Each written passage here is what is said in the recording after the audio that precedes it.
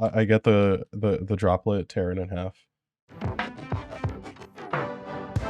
This is a very fast legendary duelist duels from the deep box opening. I don't know what's in this pack. I bought it off of impulse, but Ron here will help me navigate this pack opening. Of course, you bought the fish box. That's not surprising, but basically what you're going to probably be finding a bunch of in this deck, in this box, is a bunch of fish and shark related cards, which are sort of building off of stuff that started in Zexal.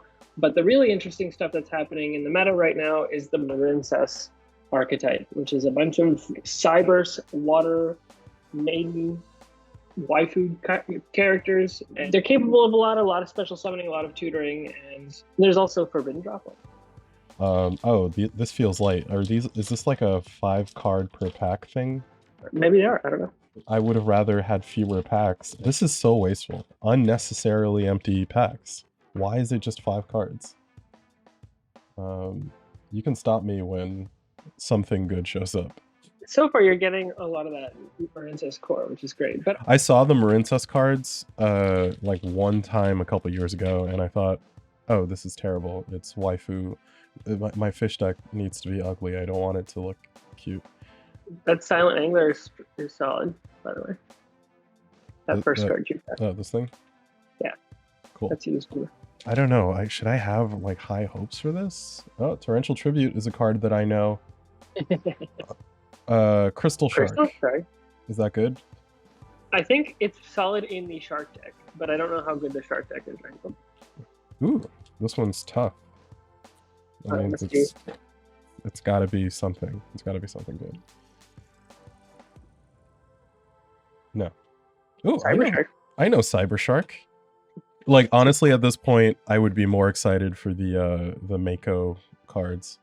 Right. Okay, we got a couple Marincess cards here. Oh, that's a solid one. That's a very solid Argonaut. one. Argonaut's good? Yes. What about Circulation? I don't know the spells or traps very well. All I know is you run only one Battle Ocean. Got it. So what's your take on Mako being the cover duelist for this? As opposed to... Yo! As opposed to Waterman from Arc V. That's a good question. I know you're not on Twitter very often, but Twitter has been in an uproar about Konami exclusively appealing to people like me who are going to open up the bulk of the pack and not know anything about any of the cards, but get excited when I see something from DM. Basically, people want Konami to spend the same amount of time and energy that they use trying to get back people from DM and like 5Ds. They want to put it towards building up the new anime characters like Water Guy from Arc V. It's just, so you know, in English, his name is Shark. Yeah, Water Guy. Water Guy, exactly. Yeah, and you've seen Arc V. Do you feel like Mako being on this cover art is a bit of a... It's boomer bait for sure. Yeah. But look, it worked. No, oh yeah, it worked beautifully. Like, I'm not going to play with these cards. It's proof that Konami knows what they're doing. Ooh, Mako is on the box. I mean, it's going to have something I like, right? The only other box I even considered buying was Ghost from the Past. Right. Oh, the blue one, the monster you just pulled, is a solid, it's a very important part of the engine. So, as a okay. Yes! I More importantly, legendary fisherman. The original, the OG. Exactly. All right, we're gonna put that over there. All right. Wow. Oh. You can just throw the rest of the pack down. I get the droplet, tear it in half. Yo, the third one. Oh, Fisherman 3. Oh, sweet. Cannot be normal summoned, must be special summoned by attributing one legendary fisherman, so it's bad. When this card is special summoned, you can banish all monsters your opponent controls. Also, this card cannot attack this turn, cannot be destroyed by card battle or card effects, also unaffected by spell and trap effects. Once per turn, you can return as many of your opponent's banished monsters as possible to their graveyard, and if you do, the first battle or effect damage your opponent this turn is doubled. It would be fun to build a deck around this, I think. What do you think about as a Deckmaster Zero target? Oh, this would be beautiful in Deckmaster Zero. Now that I'm thinking about it, this is like the kind of Deckmaster that was like built for.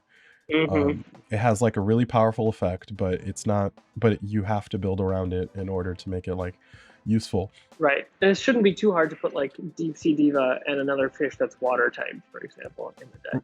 Right. There isn't a lot of like water support that is type specific other than the fish stuff, and even the fish stuff is almost entirely water, except for that time the XCs wanted to bring out wind fish and stuff like that. That was dumb. Oh my goodness, I've opened so many packs and yet I've opened like 20 cards. Alessio is going to be so mad if I open the droplet here and he wasn't around to see it. Rebarian Shark. That Xyz monster just now is part of Water Guy from Zexal's his journey as a character. So like it would make sense that basically most of the support is based out of Shark's like character archetype, but Mako's just gonna bring in the big bucks. So. Mako has a lasting impression because that duel against Yugi was like peak Duelist Kingdom, right? Like sure. In terms of Duelist Kingdom opponents, Mako was the Mako duel was peak Duelist Kingdom nonsense. The Attack of the Moon is so iconic that it got its own card. Again, that was to appeal to boomers like me too, but still, is this good? That's a great card. Great. I don't know. I'm not mad at Mako. I just don't know what the Stark kid has done. It's not the same, but he like turns out to be one of several legendary kings from an alien world, and he has his like memories. He has like a pretty crazy. Well, that's exciting. I don't know what it does, but I like it. Doom Kraken. If Umi is on the field, all right, you're speaking my language. You can target one water monster you control except Doom Kraken and one monster your opponent controls. Special summon this card from your hand, and if you do, return that monster you control to the hand. And if you do that, destroy that opponent's monster. When an opponent's monster declares an attack, you can return this card to the hand. And if you do, negate the attack. You can only use each effect of Doom Kraken once per turn. I'm sure in like common whatever meta we're running right now, this is good, but my inclination is to say that it's bad. Are destruction effects actually useful? I think they're like okay. It's the targeting that's the hard part. Oh, Stardust. Let's see. Marinza Seahorse. Okay, Coral Triangle. Another super. I think Coral is good because you can bring back your Battle Ocean from the grave. Yeah, it's like recurring. It's for recurring. It's good. Okay. It looks like I will be making a Marincess deck, because I'm pulling all the Marincess support after, you know, angrily saying that I hate them. All right, let's see what we get. Sea Stealth number 2. Wow. I'm just making this huge mess. Overall, I'm happy. This might actually get me to build a modern deck in water. I wish it gave me cards for... What's that online Yu-Gi-Oh thing? Oh, the Master Duel. Yeah, I wish it gave me cards for Master Duel, because then I would build a Master Duel, but... I guess not. Nothing. Whole lot of nothing.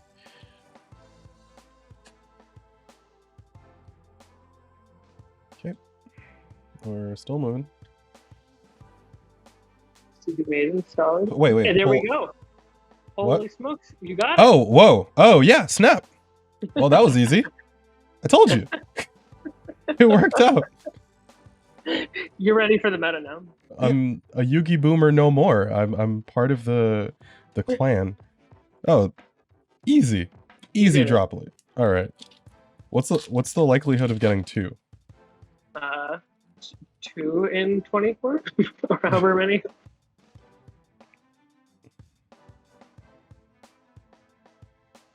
The only downside is it's not first ed.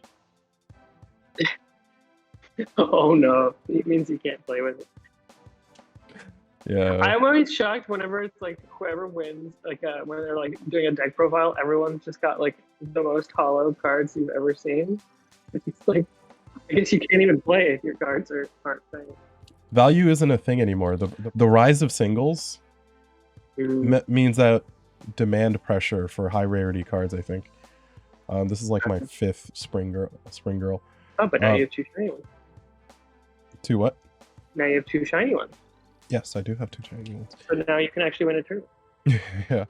Yeah. The rise of people buying singles, high rarity collectors or high rarity decks have always been a thing, but when we were playing, it was more about maximizing the library that you have. Yes, right. But you know, with the rise of the internet and stuff, like it actually makes more sense to buy the singles that you need. I understand it. It's a little annoying. Like, I think a real flex is a high rarity like Edison deck. Like, high rarities don't mean anything anymore. Cover card. Oh. Ocean Dragon Lord, Kairu Shin, Sea Serpent. This is actually kind of cool. Since I pulled the droplet, I will be making a water deck. Zombies are next. Who do you think they would use for the zombie legendary duelist? I think it still has, or I mean, in my mind, the ultimate zombie duelist is still Homeboy from Duelist Kingdom, the ghoulie one. Yes. Yeah. Agreed. But he doesn't have face recognition, so it'll probably be... Bakura played some zombies. Like, he's zombie adjacent. Even though he's zombie adjacent, he's fiends, but he has some zombies. He's accepted by the community. Yeah. Okay, what do we got? Lorenzo's Bubble Ring, Fisherman, Cyber Shark. Yeah. I mean, it is interesting that like Zombie World is a current deck, and like half the cards are things that were around in it. Yeah, I love that. Zombies have been so good to me. My Yu-Gi-Oh career, it just feels like I've never had to learn anything new.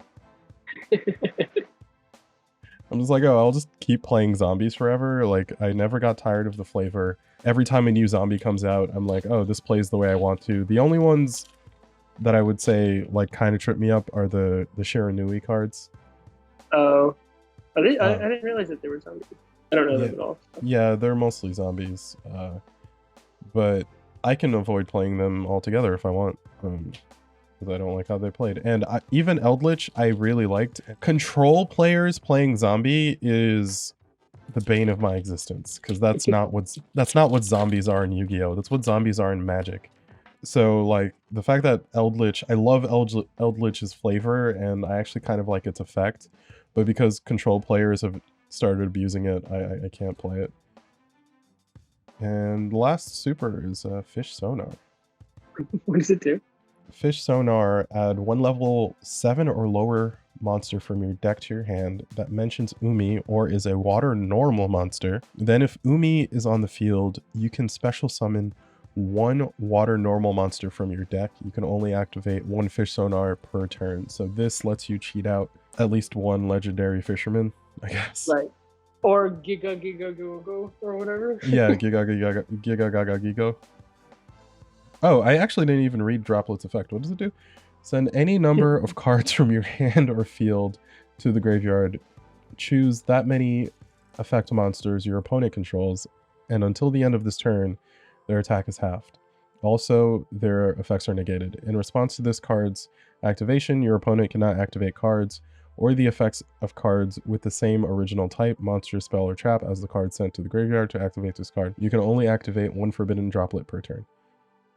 That seems pretty good. Is that version a secret or a ultra? It's an ultra, I think. Wow, that's a $50 card right there. Oh, that paid for the box.